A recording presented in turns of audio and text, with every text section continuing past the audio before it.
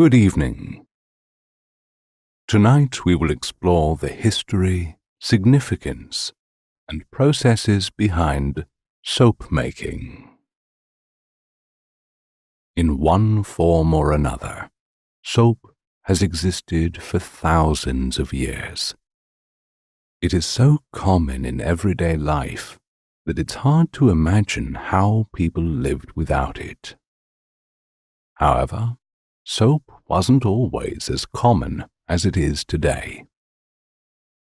For long stretches of history, soap was a luxury that only the wealthy could afford. And back then, the link between health and hygiene had not yet been established.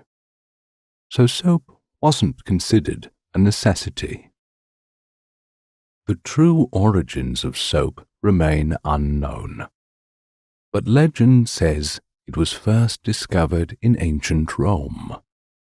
According to the legend, soap was named after Mount Sappho, an ancient site where many animal sacrifices were held.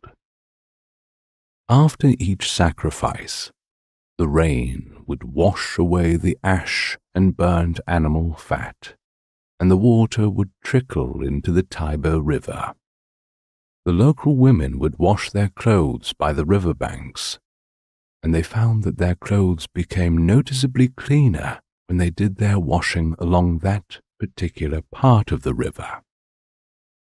However, there is evidence that soap, or something similar to it, was used by earlier civilizations. During an excavation of ancient Babylon, archaeologists discovered a soap-like material held in cylindrical containers. This led to the belief that soap-making's roots go as far back as 2800 BC. The inscriptions on the cylinders revealed that they contained ash and animal fat, ingredients in ancient soap making. There have also been additional findings proving that the Egyptians regularly bathed using a combination of vegetable oils, animal fat, and alkaline salts. Other Egyptian documents state that they used a soap-like substance to clean wool prior to weaving. Around the same time, Western Africans began creating what is now known as black soap. This particular kind of soap was made using butter from the shea tree, water, and alkali. Until today, African black soap is still sold and sought after because of its anti-aging properties. Soap making was also popular in ancient Arabia. In fact, Arabs became known around the world for creating soaps scented with aromatic oils extracted from herbs. The Arabs are also credited for being the first to use lye in soap making, a formulation still used in modern soaps. During the rise of the Roman Empire, soap making and bathing in general began to decline. It is widely believed that the Europeans' poor living conditions, paired with their disregard for cleanliness, contributed to the many diseases that plagued the Middle Ages. Although soap making did exist in ancient Rome, evidence suggests that very few people used soap to clean their bodies. Instead, they preferred rubbing their skin with clay and oil to mask unpleasant odors. According to several theories, soaps of that era may not have been pleasing in smell and appearance, and were considered more suitable for cleaning and laundry.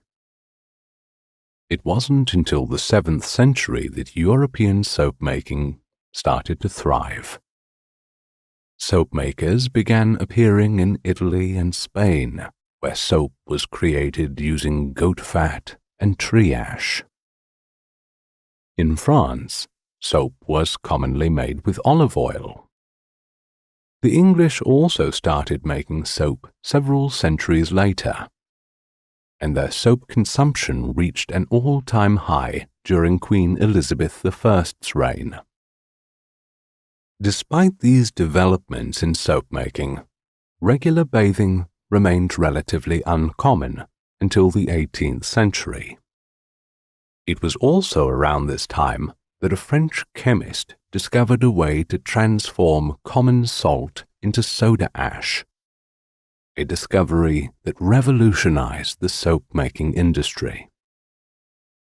The demand for soap increased even further when a famous doctor announced that bathing would significantly reduce the spread of diseases. Soap making continued to gain popularity throughout the 19th century, and it became one of the fastest-growing industries in the United States. Rural Americans would spend months saving ash from their fires. They also saved leftover fat from the animals they had butchered. When they had collected a sufficient quantity, they created lye using the ash, a barrel, and rainwater. Finally, they drilled holes into the bottom of the barrel and placed the barrel on top of a grooved slab. Then they placed a layer of gravel and twigs over the holes. After that, the ash was poured into the barrel, followed by the rainwater. The water would leach the lye from the ash, and the lye would trickle down the grooves in the slab. Because of the limited tools available during that time, one of the main challenges they faced was figuring out if the lye was strong enough. Many people used small potatoes and eggs to determine the strength of their lye. The lye was considered strong enough if the egg or potato floated halfway underneath the surface of the lye. If it sank too quickly, the lye was weak. If it floated to the top, the lye was too strong. Other early soap makers tested their lye by dipping a goose feather into it. If the feather dissolved, the lye was good. Soap, in the form we know it now, was created during World War I. Because of the number of injuries caused by the war, cleaning agents were in high demand. However, supplies for making soap were very limited, so German scientists developed a new kind of soap made from synthetic compounds. In the 1930s, soap production became mechanized, and commercial soap makers were able to create huge quantities of soap in a very short period of time. Because soap making has transformed into a multi-billion-dollar industry, many consumers worry about the ingredients used in modern soap. This is why countless people have taken to creating their own soap at home. Making soap at home is quite easy, and it only requires a few ingredients.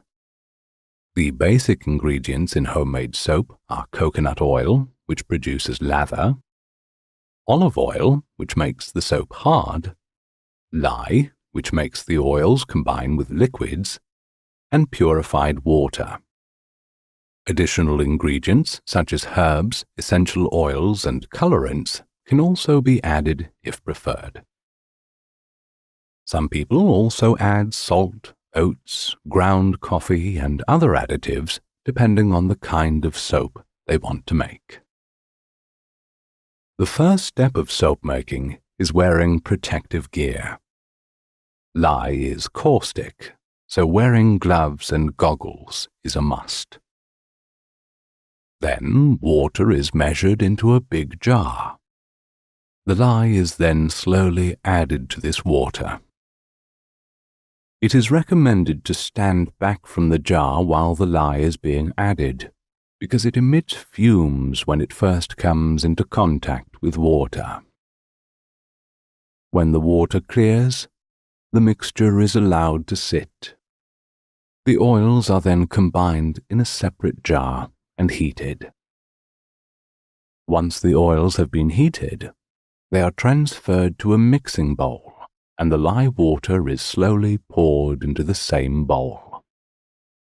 As the oils combine with the lye, the mixture will start to thicken. As soon as it reaches the desired consistency, the herbs, essential oils, and other ingredients can be added to the mixture. When all the ingredients are thoroughly combined, the soap mixture is poured into molds and covered with plastic wrap. Many soap makers also cover the molds with towels to keep the heat in. Heat is important because it triggers saponification, which transforms the ingredients into soap.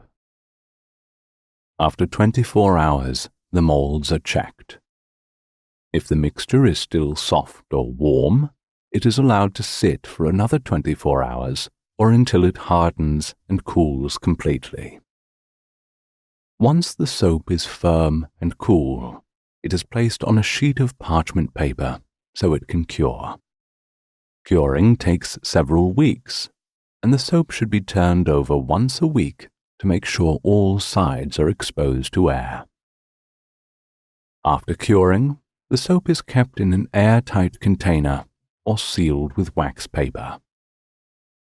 Soap making is an extremely enjoyable activity.